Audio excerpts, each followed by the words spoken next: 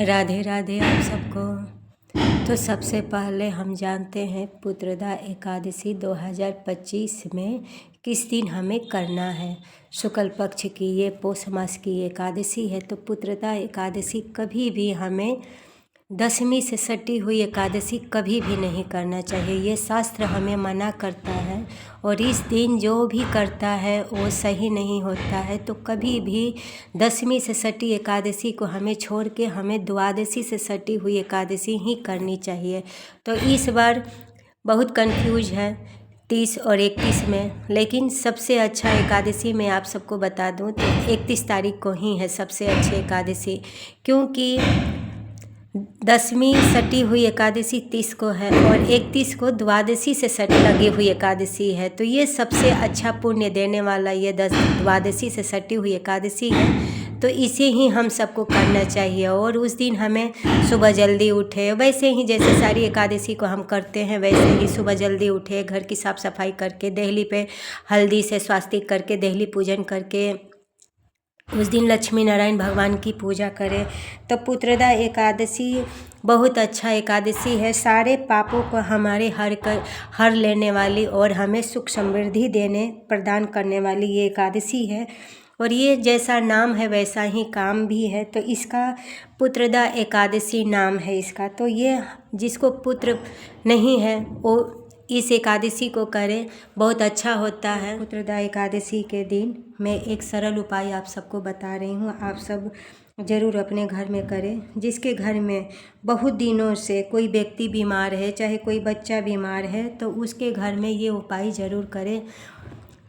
विष्णु मंदिर जाएं, चावल ले लें चाहे गेहूँ ले लें, विष्णु जी के मंदिर में चढ़ा दें और चढ़ाने के बाद ये जो चावल गेहूँ है दोनों में से कोई एक ले सकते हैं और ये किसी ज़रूरतमंद को दान कर दें, चावल और गेहूँ। तो इसमें से कोई भी आप ले सकते हैं और मंदिर में ये जा कर के करना है, ये जो नियम करना है और दान कर दे। दान करने से ये होता है, दान करने से जो व्यक्ति काफ़ी दिनों से बीमार है, चाहे कोई बच्चा बीमार है, तो वो धीरे धीरे करके ठीक होने लगता है। और जो अन्न दान होता है ना, तो अन्न दान से हमारे जो पाप हैं, कष्ट हैं, ये सब भी अन्न दान से हमारा ये सब दान हो जाता है। तो इसीलिए हम सबको कुछ ना कुछ दान करते ही रहना चाहिए, क्योंकि यह शरीर मनुष्य शरीर मिला है, इस शरीर से पाप पुण्य दोनों होता है, क्योंकि पाप पुण्य से दोनों से ये बना है सृष्टि। तो सृष्टि में जो पाप पुण्य दोनों का फल मिलता है। तो इस शरीर से हमें अच्छा कर्म कर लेना चाहिए, ताकि हम अच्छे कर्म करके हम प्रभु के चरणों में हम अपने लिए जगह बना सके। तो हमें ये सब कार्य करते रहना चाहिए प्रभु के शरण में रह करके,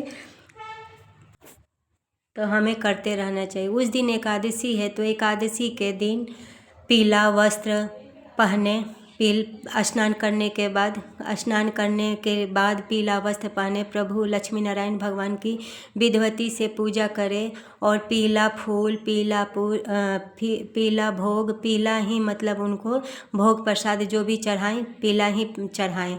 और उस दिन गंगा जल और केसर चंदन मिला करके अपने माथे पे टीका करें।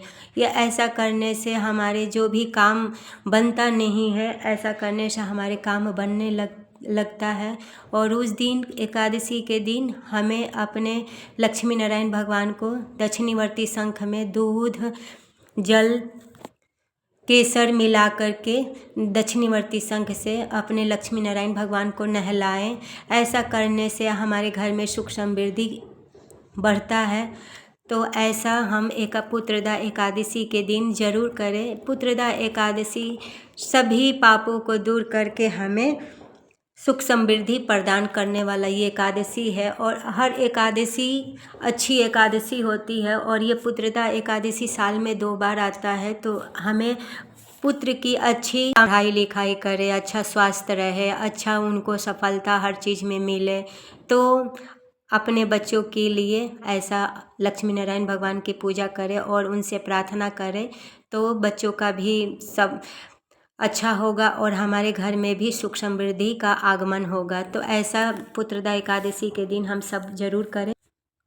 और पीपल के पेड़ में हमेशा हर एकादशी के दिन पीपल के पेड़ में शाम के समय दीप जरूर जलाना चाहिए। तो इस पुत्रदा एकादशी के दिन भी ऐसा पीपल के पेड़ में जल चढ़ाएं और शाम के समय घी का दीप जलाएं।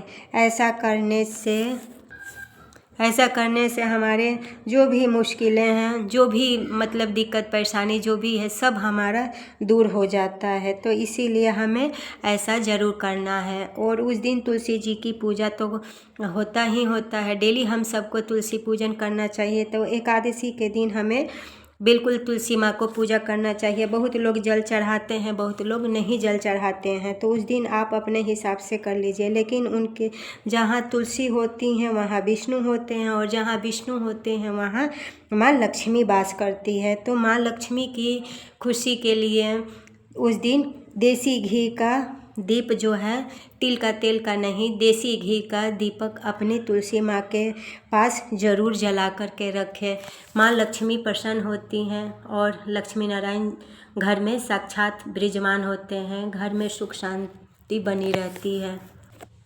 और जिस दंपति को पुत्र नहीं है, कोई मतलब औलाद नहीं है, तो वो भी इस एकादशी को व्रत रखे और विधिवती लक्ष्मी नारायण भगवान की पूजा करें। और पूजा करने के बाद प्रभु के चरणों में यह अर्जी लगाएं, प्रभु बहुत दयालु हैं और उस दिन गोपाल सहस्त्र नाम जरूर पढ़ें बुक।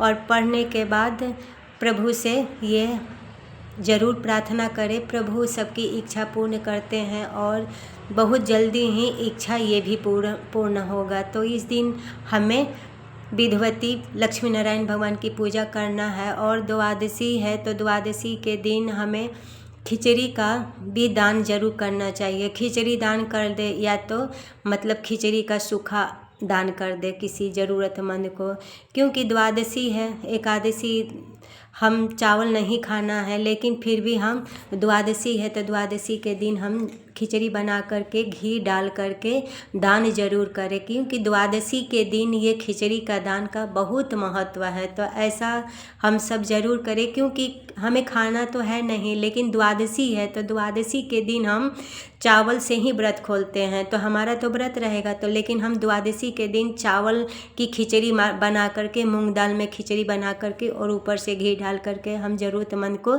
खिला दे, दान कर दे। और नहीं तो कोई नहीं है तो गौ माता को खिला दे। ऐसा करने से भी बहुत अच्छा होता है। तो आप सब ऐसा ज़रूर करें। अगर आप सबको ये वीडियो पसंद आई हो तो आप सब लाइक शेयर सब्सक्राइब ज़रूर करें। चैनल पर पहली बार आए हैं तो ज़रूर सब्सक्राइब कर लें, ताकि आपको आने वाली मेरी हर वीडियो का नोटिफिकेशन आपको मिलते रहेगा। मिलते हैं फिर अगले वीडियो में, तब तक के लिए राधे राधे।